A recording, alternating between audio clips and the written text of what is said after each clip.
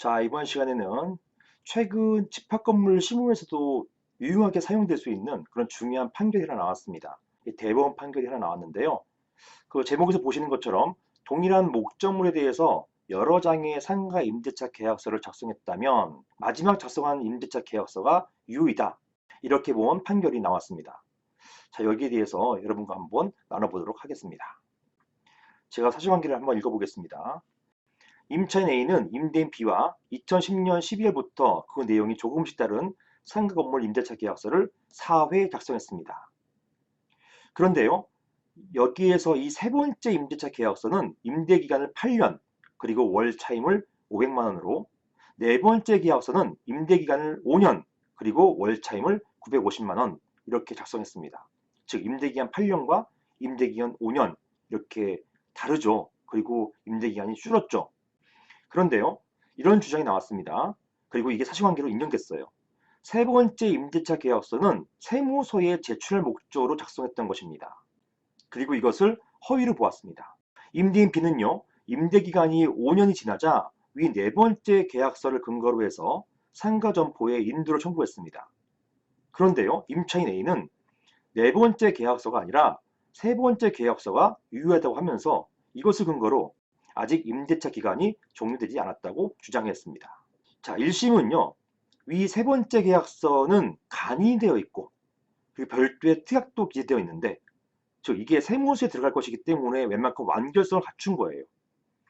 그런데 네 번째 계약서는 간인도 없고 특약사항도 없는 것으로 보아서 세 번째 계약서, 세 번째 계약이 유효하다 이렇게 하면서 아직 임대차 계약 기간이 끝나지 않았다라고 하면서 임차인의 손을 들어주었습니다. 즉 임차인 승소 판결을 내렸던 것이죠. 여기에 대해서요, 2심은요, 이러한 1심 판단을 파기하고 임대인 B의 손을 들어주었고 이것이 대법원도 동의를 했습니다. 자, 판결의 요지를 한번 보시겠습니다.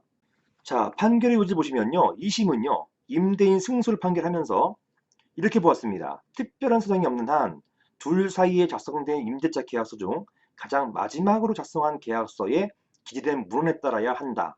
마지막으로 작성된 계약서에 기재된 문헌에 따라서 임대차 계약 기간은 5년이기 때문에 둘 사이의 계약은 기간 만료로 종료되었다. 이렇게 보았고요. 대법원도 마찬가지로 판시하면서 이렇게 보았습니다. 하나의 법률관계를 둘러싸고 각기 다른 내용을 정한 여러 개의 계약서가 순차로 작성되어 있는 경우 당사자가 계약서에 따른 법률관계나 우유관계를 명확하게 정하고 있다면 그와 같은 내용대로 효력이 발생한다.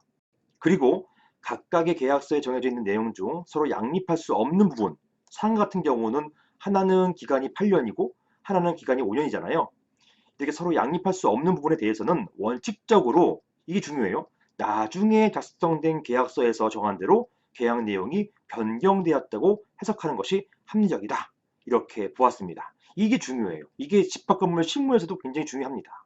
자, 보시는 것처럼 동일한 목적물, 동일한 사안에 대해서 작성된 계약서, 이런 계약서 같은 처분문서, 이 처분문서는 뭐냐? 증명하고자 하는 법률 행위가 그 문서 자체에 의해서 이루어지는 문서라고 표현하는데요. 쉽게 말하면 계약서 같은 걸 말하는 것입니다. 권리나 의무가 모두 문서에 들어가 있는 것을 말하는 것이고요. 이러한 처분문서의 대표적인 것이 계약서입니다. 이러한 처분문서가 순차적으로 여러 개가 있고 그중 어느 것이 유효한지 여부가 다툼이 된 사안입니다. 자, 이런 것이 실무에서 자주 문제가 됩니다.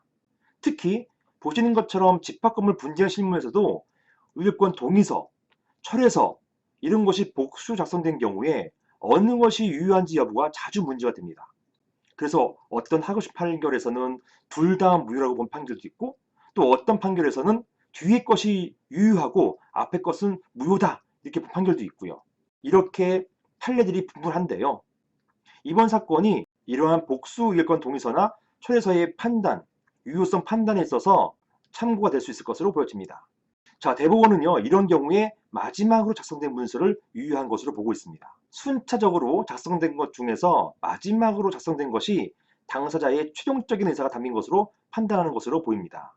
이러한 것은 단지 사안과 같은 임대차의 문제뿐만 아니라 집합건물 분쟁 실무에 있어서도 동일하게 적용될 수 있을 것으로 보입니다.